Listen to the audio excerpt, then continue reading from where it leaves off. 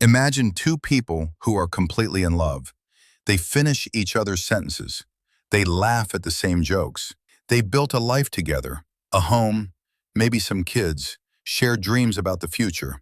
And then, slowly, quietly, it all falls apart. Not because of cheating, not because they stopped loving each other, but because of something that almost nobody talks about on wedding day: money. Here's a statistic that might surprise you. Studies consistently show that financial disagreements are one of the top predictors of divorce, more reliable than almost any other factor. Couples who argue about money once a week are over 30% more likely to get divorced than couples who rarely fight about it. But here's the thing, it's not actually about the money. Stay with me because what I'm about to explain changes how you see every relationship, and honestly, how you see yourself. Most people think money fights in marriage are about amounts. One person spends too much. One person earns too little.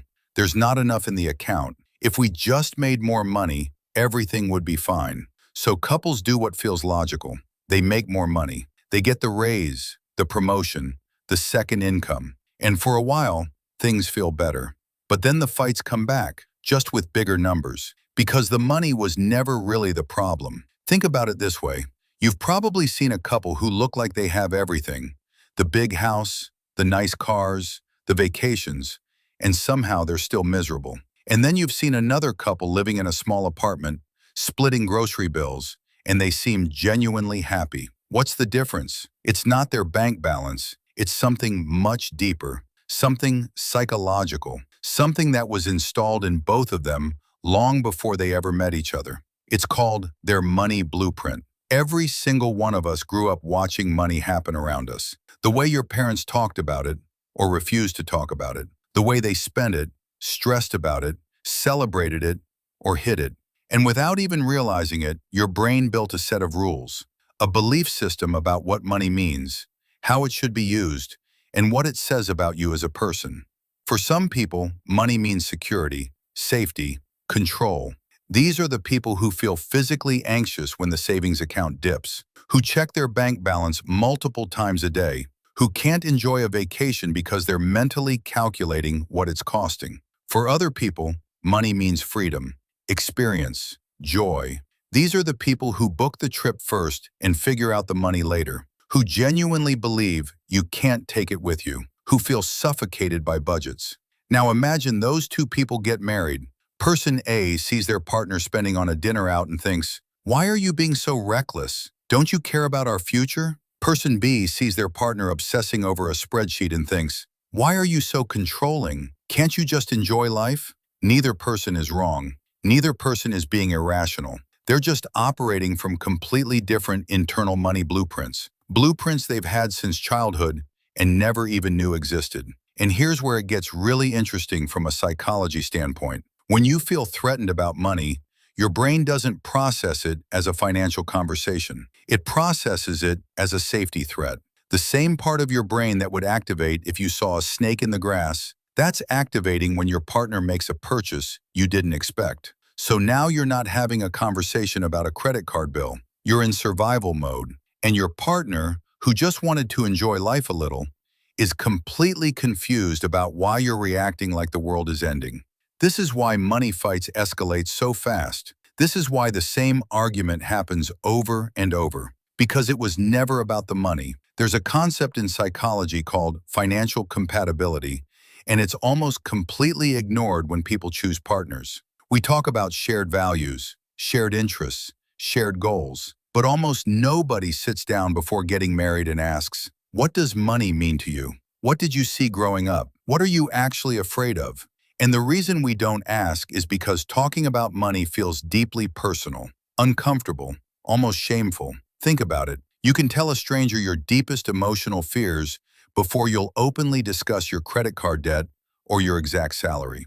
We've been conditioned to treat money as private, even from the person we're supposed to share everything with. So couples enter marriage carrying invisible financial baggage, hidden spending habits, secret credit cards, different assumptions about whose job it is to manage the money, different definitions of what financial success even looks like. One partner thinks owning a home is the foundation of real wealth. The other thinks renting and investing the difference makes more mathematical sense. Both of them are reading different books, listening to different advice, operating from different frameworks, and they've never once compared notes. And then life happens. A job loss, an unexpected medical bill, a baby, a parent who needs help. Suddenly, the invisible differences become very visible, and couples discover, often too late, that they weren't just sharing a life. They were merging two completely different relationships with money, and nobody warned them how hard that would be. Here's the deeper truth. Money is just a mirror. It reflects your values, your fears, your sense of control, your identity. When two people's mirrors show completely different images, and they don't know how to talk about it, the relationship cracks. So what do you actually do with this? Whether you're already married, in a relationship, or nowhere near that yet, this matters. First, understand your own money blueprint. Ask yourself, what did money feel like in my house growing up? Was it abundant or scarce? Was it talked about openly or kept secret? Did it cause stress or feel safe? Your answers will tell you more about your financial behavior than any budgeting app ever could. Second, if you're with a partner, have the real money conversation, not the practical one about budgets and bills, the emotional one. Ask each other, what does financial security mean to you? What's your biggest money fear? What would you do if we had way more than we needed? These conversations feel awkward at first, but they are the ones that actually matter. Third, recognize that in most couples, you'll have a saver and a spender. And this isn't automatically a problem. It can actually be a strength. The saver protects the future. The spender protects the present. The goal isn't to make both people identical. The goal is to understand each other's role and build a system where both feel heard. That means having a shared financial goal you both genuinely believe in, not one person's goal that the other tolerates. A real shared vision, whether that's retiring early, buying a specific property, traveling freely, or leaving something behind for your kids. When you have a shared vision, the individual money decisions stop feeling like personal attacks. The dinner out stops being recklessness. The savings habit stops being control. They both become moves toward the same destination. Here's the thought I want to leave you with.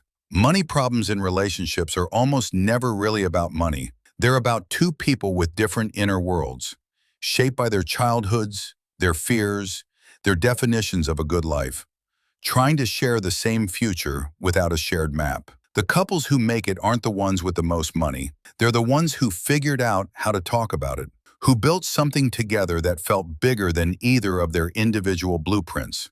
And the couples who don't make it, they're not bad people. They're not financially irresponsible. They just never had the conversation that actually mattered. So if you take one thing from this video, make it this. Money is not just math. It's psychology. It's emotion. It's identity. And in a relationship, it's communication.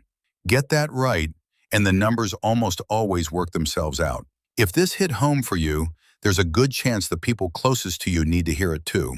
Share this with someone who's navigating money and relationships right now, because the earlier you understand this, the better. And if you want to keep learning how money really works, not just the numbers, but the psychology behind why we make the decisions we do, make sure you're subscribed, because that's exactly what this channel is for.